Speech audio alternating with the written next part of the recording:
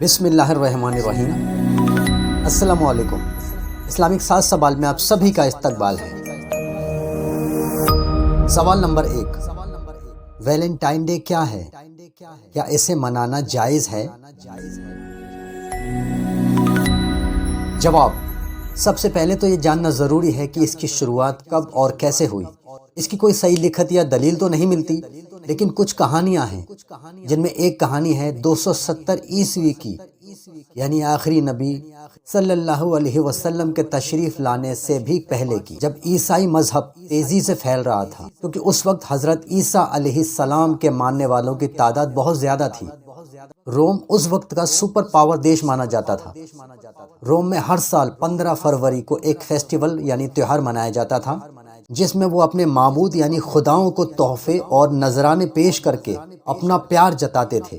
روم کے بادشاہ کلوڈیس نے ایک عجیب اعلان کیا کہ جو بھی فوج میں شامل ہوگا وہ شادی نہیں کرے گا، کیونکہ شادی شدہ سینکوں کا دھیان اپنی بیوی بچوں کی طرف لگا رہتا ہے، جس وجہ سے وہ جنگ میں اپنا 100% نہیں دے پاتے۔ اسی وقت روم میں ویلنٹائن نام کے ایک شخص کی آمد ہوئی، جو ایک عیسائی پادری تھا اور گپ چپ طریقے سے روم میں اپنے دھرم عیسائیت کو پھیلانے کی نیت سے وہاں آیا تھا۔ وہ بادشاہ سے چھپ چھپا کر پیار میں پڑے ہوئے سینکوں کو ملانے میں مدد کرنے لگا اور اپنے دھرم عیسائیت کا پرچار بھی کرنے لگا۔ لوگ اسے سنت کے روپ میں دیکھنے لگے، لیکن جب یہ بات روم کے بادشاہ تک پہنچی تو اس نے فوراً ہی ویلنٹائن کو قید کرا کے جیل میں ڈال دیا۔ لیکن کچھ دن جیل میں رہنے کے بعد ویلنٹائن کو جیلر کی بیٹی سے ہی پیار ہو گیا، جبکہ عیسائی دھرم کے حساب سے کوئی بھی پادری شادی یا پیار نہیں کر سکتا۔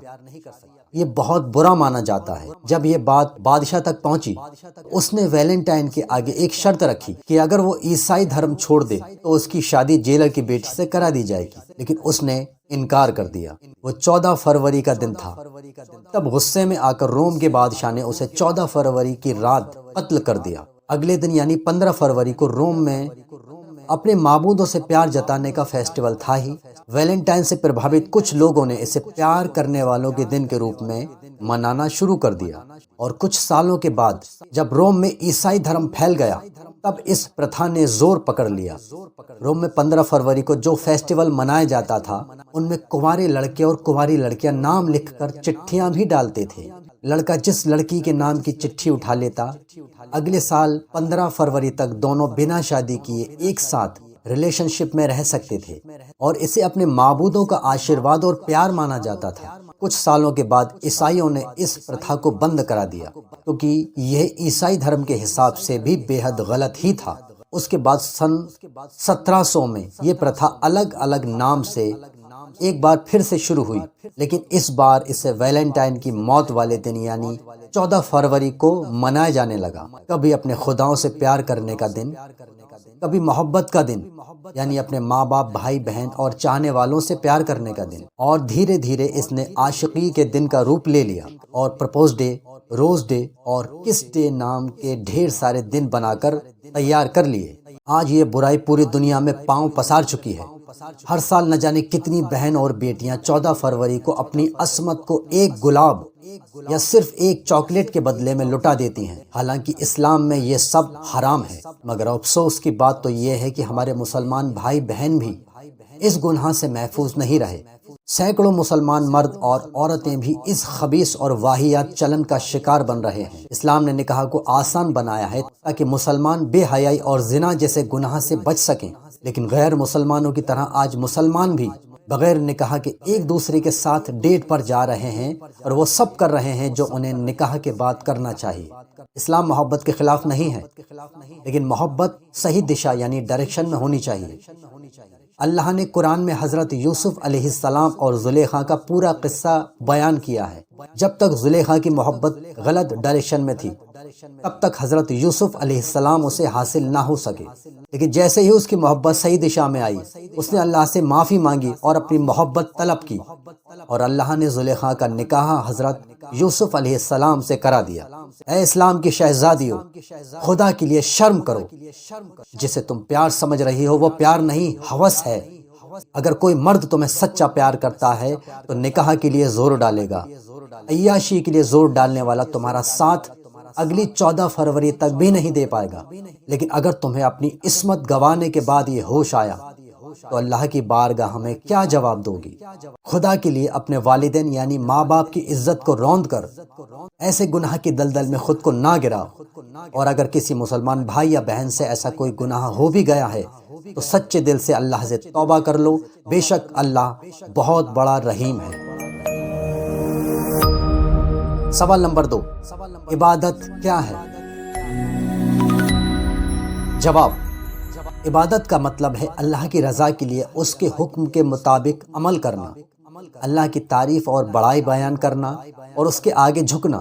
عبادت میں صرف نماز اور روزہ ہی نہیں، وہ نیک کام بھی شامل ہیں جو اللہ کی رضا کے لیے کیے جائیں۔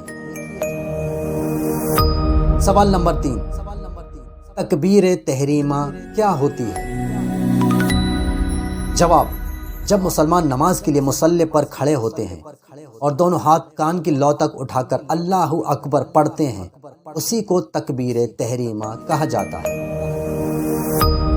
سوال نمبر 4، حشر کے میدان میں سب سے پہلے کس چیز کا حساب ہوگا؟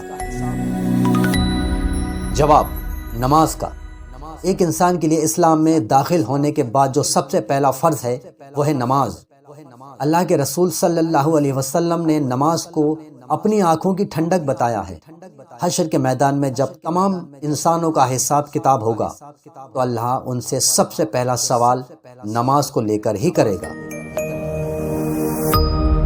سوال نمبر 5، اہل بیت کسے کہتے ہیں؟ جواب، اہل بیت اللہ کے رسول صلی اللہ تعالی علیہ وسلم کے گھرانے کے لوگوں کو کہا جاتا ہے۔ سوال نمبر 6، حضور کے والد والدہ کا نام کیا تھا؟ جواب، محمد رسول اللہ صلی اللہ علیہ وسلم کے والد صاحب کا نام عبداللہ تھا، جو کہ آپ کی ولادت یعنی پیدائش سے پہلے ہی انتقال فرما گئے تھے، اور آپ کی والدہ کا نام آمنہ تھا۔